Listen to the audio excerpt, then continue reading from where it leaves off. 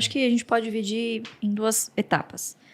Tudo que o senhor falou aqui, né, faz parte de escolher boas empresas, que é diferente de escolher boas ações, num primeiro momento.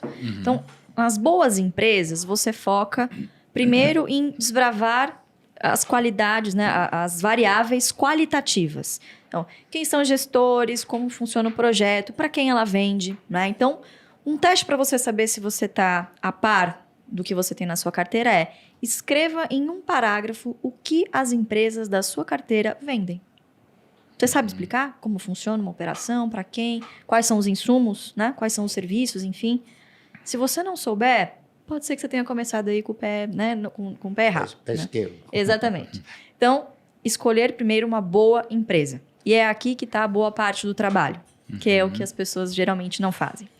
A segunda fase é você tentar interpretar através do preço se esta boa empresa é um bom investimento.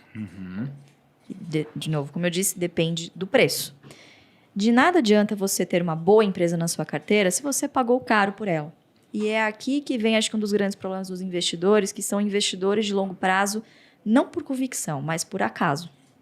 O papéis que comprou lá, pô, tava na moda, o fulano, ciclano falou, a corretora Abandona tal na recomendou. carteira, né? Não é nem isso. Ele comprou por algum motivo que nem ele sabe qual é. Provavelmente porque ele achou que, porque subiu muito, continuaria nessa trajetória.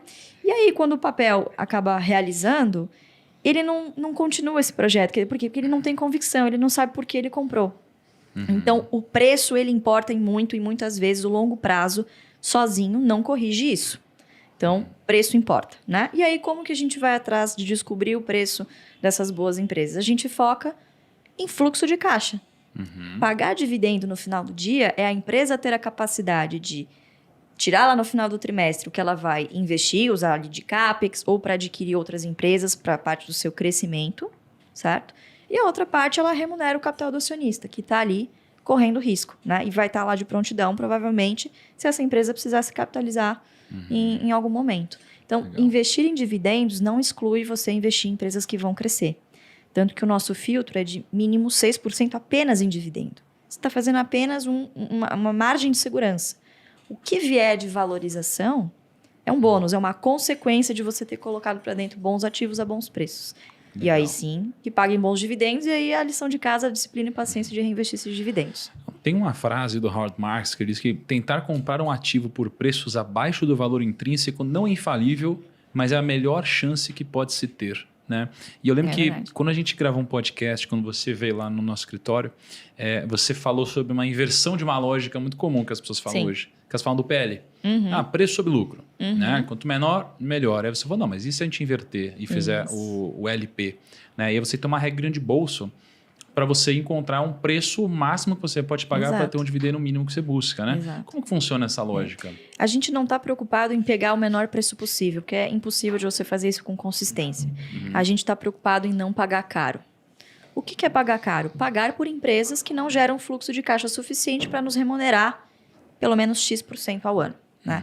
A gente tem que lembrar que quando a gente está falando de dividendos, renda variável em geral, é difícil você comparar banana com maçã. Né? Então, comparar os 6% que a gente usa de teto com a Selic, por exemplo.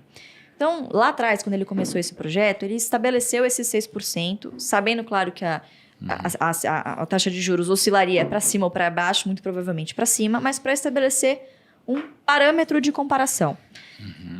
Quando a gente fala em 6% mínimo de dividendos ao ano, a gente está falando de uma métrica já real, porque os dividendos, no longo prazo, são corrigidos pela inflação. Ações são ativos reais, cujos seus preços serão corrigidos, seguirão a tendência dos seus lucros. Essas empresas que estão na bolsa, teoricamente, são empresas líderes de mercado e conseguem repassar para os seus preços o custo inflacionário no longo prazo.